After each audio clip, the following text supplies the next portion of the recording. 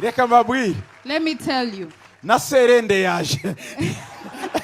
Even Serende is here. Papa Serende. Bwana sifiwe. Praise God. Waje. Ngwino utange haleluya zibiri gusa. Mukomeze muhaguruka ba Calvary. Tuzamura amaboko. Let's raise our hands. Hallelujah, hallelujah, hallelujah. Yeah. Wangina bisepoyo, porele kongala. Wandu water, pieta.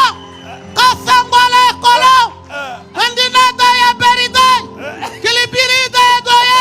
Kriyalele. Yeah.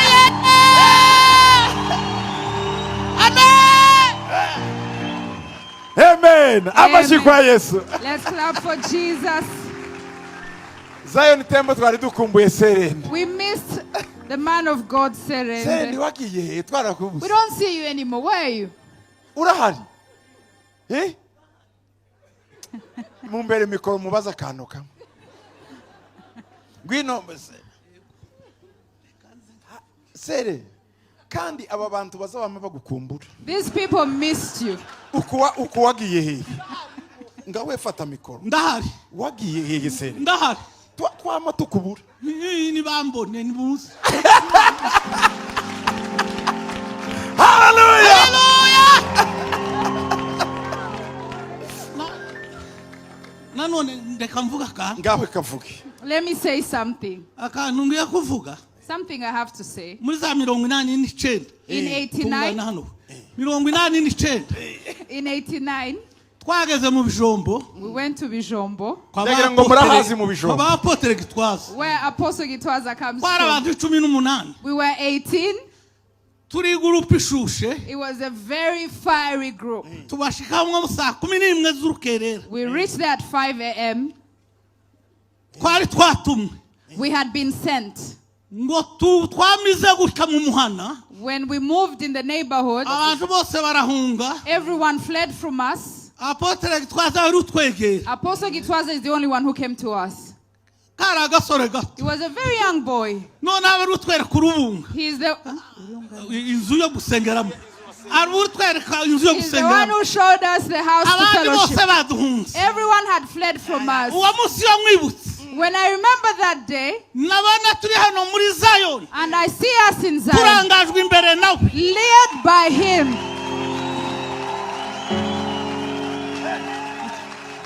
Nitonde gato. Wait. Murinde gato yange Wait. Noneho natekereza ibintu nkibi. When I think of things like this, Nabana duhagaze muri Zion. when I find us in Zion, Kibuka ico Bibiliya ivuga. and I remember what the Bible Bavuga says, ngo narabivye namwe murasarura. that I sowed and you reaped. Umunsi umwe umubizi n'umusaruzi. One day, the one who sows and the one who reaps, Bazanezerana. they will both rejoice.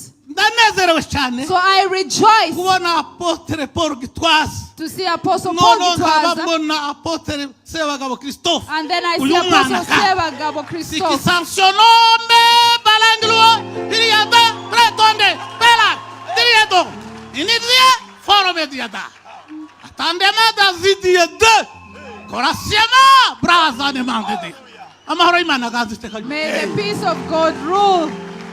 Mwumve. Listen, Serende Serende yarafite groupe had a group y'abantu Imana yerekaga ibintu bikomeye. of people that God revealed great mysteries. Iyo wajyaga mu nzira yabo wakoze ibyaha, When you would meet them and you're coming from sin, barakurondora by'abangomba bakagukubita. they would discern, and if necessary, they would beat you. Bari mu mwuka w'intare. They had the spirit of the lion in them. Iyo bitangaga imbere abanga aba, When you stood before them wakoze amanyanga, and you have sinned, bagukubitaga inshyi. they would slap you. Binjiye mu muhana wa Bijombo. So they came to the neighborhood in Bijombo, Abasore bose bariruka. and everyone ran away from them.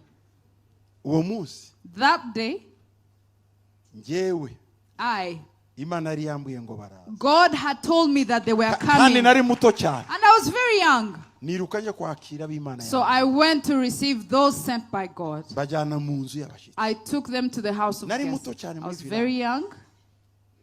Uyu mureba. This man you see here Na groupe ye. and his group, imiriro. There were fire. There were flames of fire. Imiriro. Flames of fire.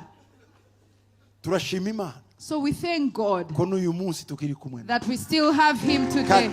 Uko kuva kera uko muzi niko kimeze ntahinduka. The way I knew him is the way he is. He doesn't change. Dore uko abantu b'Imana bameze. This is how godly people Tibagira igihe operate. cyo kumanuka. They don't have time to Bo backslide. bakomeza bazamuka. They keep going Bakomeza bazamuka. up. N'uyu murebe. This is the man you see. Hallelujah. Hallelujah. Hallelujah. Hallelujah. Hallelujah. Hallelujah. Imana igumugisha. No. God bless you. Cyakora urasa n'uwanshotoye. Gawe Reka na. mvuga kandi Let me say something. You have started this.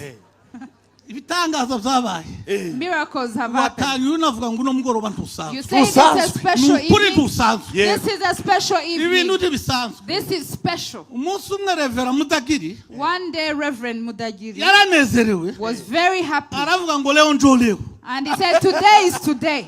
Noneho ko naringe kuvuga. So what I was going to say, Ni iki kintu uvuze. it's what you've just mentioned. Umunsi mpura n'Imana nkakira umwuka wo kuvuga ku ndimi. The day I met God and received the spirit of Ahari tongues, kuwa gatanu. it was a Friday.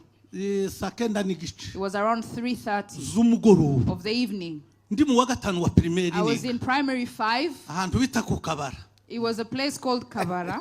Nari ahantu mu murima. I was in a field. Ndasenga. I prayed. Nuzura umwuka. Then I was filled in the Wo spirit kuvuga ku ndimi. and to speak in tongues. Hari mu kwezi kwa gatandatu. It was in June Itariki 28. on the 28th Muri 74. in 1974. Numva Yesu araryosha ayo masaha. Jesus pleased me at the time. Ndaho ku Kabara. When I was there, Kugeza no masaha ndi muri Zayoni. to this day, Yes, Jesus is still sweet.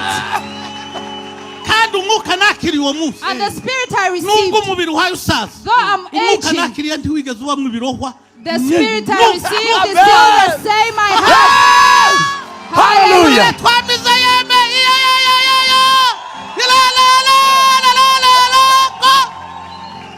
Amen.